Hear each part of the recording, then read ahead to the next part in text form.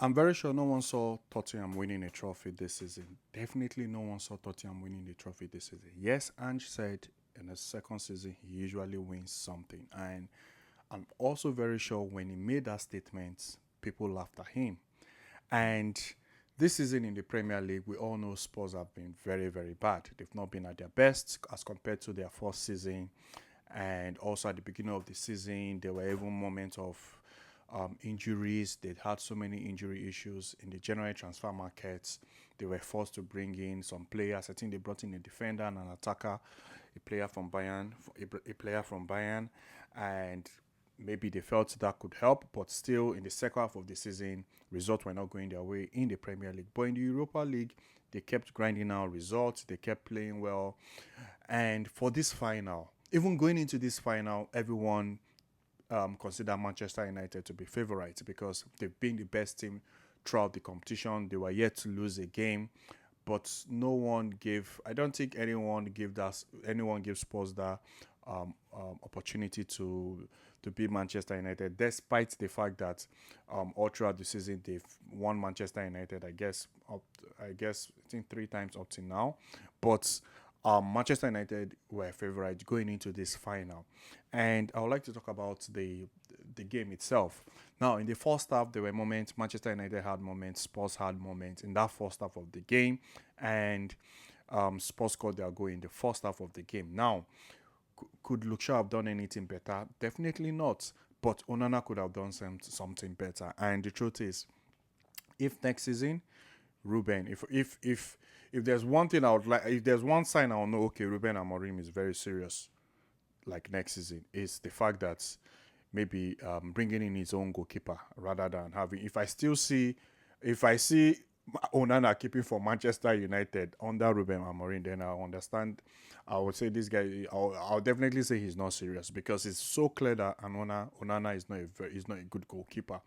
I think he could have done better. Onana could have actually done better. The only time Spurs could actually do anything because throughout the game they didn't really do much. I can't recall Onana even making dives throughout that game because that was the only time they actually tried to do something, and Onana could not even save the ball. Onana could not save the ball. Onana could have done way, way better in saving that ball. But Spurs got their goal. And in the second half, Spurs decided to allow Manchester United have lots of the ball. And the crazy thing is, usually we know Ange Postecoglou to be a manager that likes to attack. He plays very high line. And in this game, it was like the opposite. It was like a Mourinho 2.0. Basically, just pack the balls, allow the other team have the ball, and if you are able to hit them on the counter, fair enough. I think there was a moment where Solanke, the Spurs had the counter, and Solanke could not even control the ball. But apart from that, I didn't really see them do anything in the second half because it was Manchester United that had lots of the ball. Now, also, Ruben Amorim, I would say the lineup, yeah, we know Manchester United injuries are as well. Some players are not fit and all that. But the one player I felt maybe he could have not started, he could have maybe allowed the guy to come maybe in the second half was Messi Mount because I felt when Ganacho came in, that was when it felt like Pedro Porro had to do a lot of work. Pedro Porro was like relaxed when it was with Messi Mount. He wasn't really stressed. All that he was very comfortable, but maybe when Canacho came in, there was a lot of threat on that side because Ahmad was trying his best, but on that side when Messi Mount was playing, there was nothing really happening on that left hand side. But when Ganacho came in, you could see Vicario even made very good save. Vicario, like you could tell, okay, something is happening on that left hand side. And Vicario stepped up as well. Shout out to Vicario because sometimes you need your goalkeeper to step up. So far in the European competitions, we've seen goalkeepers stepping up. We've seen the likes of Sommer stepping up. We've seen Donnarumma stepping up. Vicario also in this in this final stepped up. He made very good save. I think one from Garnacho and also the header from, if I'm not mistaken, Luke Shaw. So when he needed to do his job, he did it. But for Onana, man, I don't understand. But I think Ruben Amorim could have started Ganacho ahead of Mason Mount because Mason Mount just came back from injury. I think in their last few games or so he has scored some goals, but I don't think it was enough for him to start ahead of Ganacho. I think Ganacho could have started ahead of him. Now, what does this mean for Manchester United? The fact that They don't have Champions League next season. They're just in the Premier League and also playing cup competition.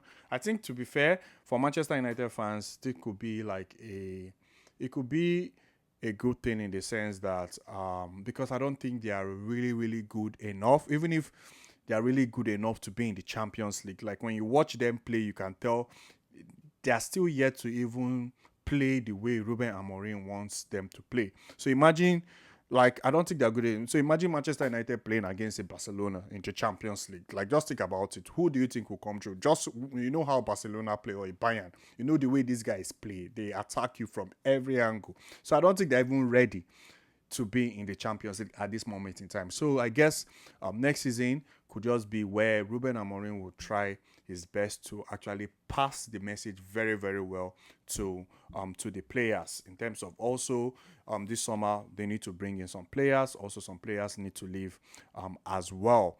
But Ruben Amorim next season, there's one thing I was like I said, there's one thing I'll know that he's serious next season is the fact that he drops Onana and maybe decides to make Onana his second choice goalkeeper. I'm bringing his own goalkeeper, because if next season Onana is still Manchester United goalkeeper, then then I really don't know what to say. Honestly, I really don't know what to say, because it's so clear Onana is not good enough for Manchester United and also for Ruben Amorim, because if there's any position they need to change ASAP, is that goalkeeper position, because he's not good enough.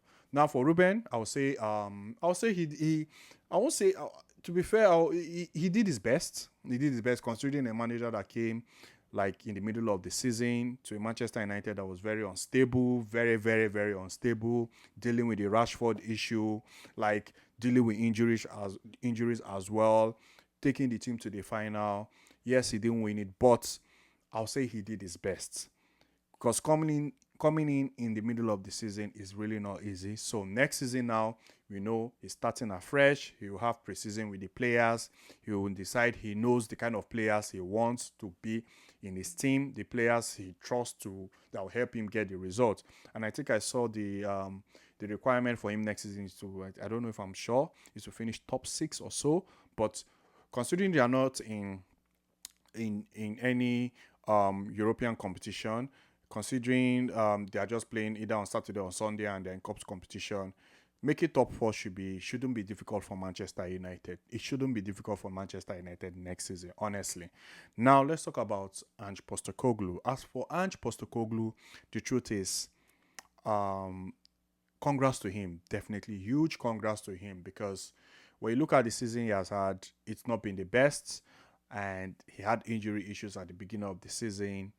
They had to bring in some players. They had to buy some players in January transfer market to see if it could help, but the result was still not the same. The results were not going well in Premier League, but in the Europa League it was going well. And in this final, he approached the game differently. For a manager that we know, and Postecoglou is that guy that plays very high line. You can see his full backs, right back, left back. That's Pedro and Udoji making runs into that midfield, trying to support with the attack. But in this game, it was like Mourinho 2.0. He decided to drop that format, and he just allowed Manchester United to have the ball and try to see if he can hit them on the counter. And yeah, I won't say they were fantastic in the final. They were not fantastic, but hey, at the end of the day, sometimes you have to do what you have to do just to get over the line. And it's a one game, it's a final. So anyhow, you can just do it to get to win the trophy. No one cares about tactics or how you played in a final. I guess just win the trophy. That's what really matters, and he did that. So congrats to him. He deserves lots of credit. And considering the fact also there were talks about him getting sacked within the season, there was so much pressure on him as well. And this trophy hopefully will help Spurs in terms of mentality, in terms of mindset. This will be this will help them in terms of, like, they know they can win things now. They can go on to win trophies. This will bring like some sort of belief inside inside the club, and it will really help them, because this is not just, it's a big trophy, it's a very, very big one. And like I said, congrats to Ange Postecoglou. Hopefully the club should back him in terms of players, also players that should leave, players that are not in his plan. They really need to back him to go into that market to get the players that will suit his plan. And also, we'll see what he can do. He will see what he can do. We will see what he can do next season. To be excited to see how he performs in the Champions League. To be excited to see how he performs in the Champions League next season. But yeah, that's it for me, guys. Let me know what you think about the game, and I'll see you guys in my next video. Thank you very much.